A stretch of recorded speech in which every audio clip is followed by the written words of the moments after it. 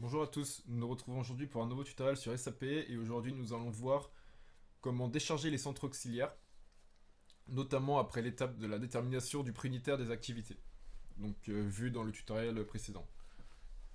Donc pour ce faire, pour l'imputation des activités en pré-budgétisation, le numéro de transaction sera le KP06, comme ceci. Lorsque j'arrive sur cet écran, je ne vais pas utiliser le premier schéma, donc disponible par défaut. Vous n'aurez sûrement aucune donnée. Je clique sur la petite feuille avec la flèche verte pour passer au schéma suivant. Ici le 1-le 102 pour la prise en charge d'activité. Ici. Ma version sera toujours le 00 pour Europe. De la période 12 à 12, tout comme pour la détermination du prix unitaire des activités. Sur l'exercice comptable 2020. Donc ici le centre de coût, nous allons devoir prendre le centre de coût auquel nous souhaitons imputer le montant du centre auxiliaire. Dans mon cas, je vois que le centre récepteur, par exemple, ici, je peux prendre le G30 européen. Donc c'est ce centre qui recevra ce montant du centre émetteur. Donc je prends mon centre récepteur, G30 européen.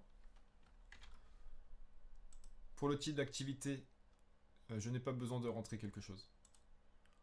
Le centre de coût émetteur, donc comme vu précédemment, ce sera le G30 M1, pour continuer l'exemple précédent.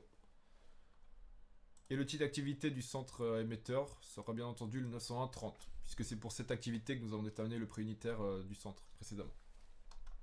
Je coche encore une fois basé sur formulaire, et je peux cliquer sur l'icône avec les montagnes. J'arrive ici sur un écran, donc avant tout je contrôle mes informations.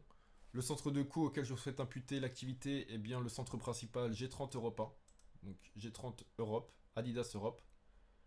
Depuis le centre G30 M1, Advertising, pour l'activité 900 à 30.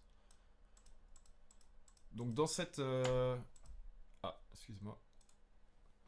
Donc dans cette case, je vais devoir rentrer la quantité que j'ai préalablement calculée pour ce centre en particulier. Donc ici, je vois que la quantité sera le 4 784 516, que je copie et que je colle. Et j'appuie sur Entrée. Ici, SAP va calculer un montant qui doit normalement correspondre au montant calculé sur notre tableau Excel.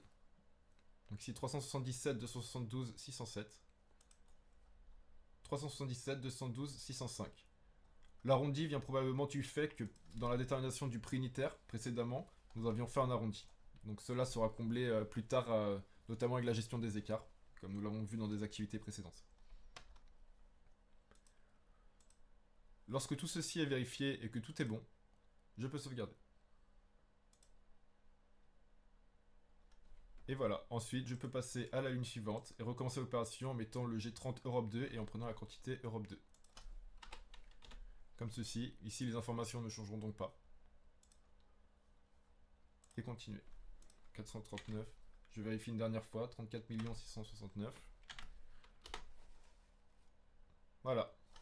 Vous savez maintenant comment imputer des activités pour la prébudgétisation sur SAP. Bon courage!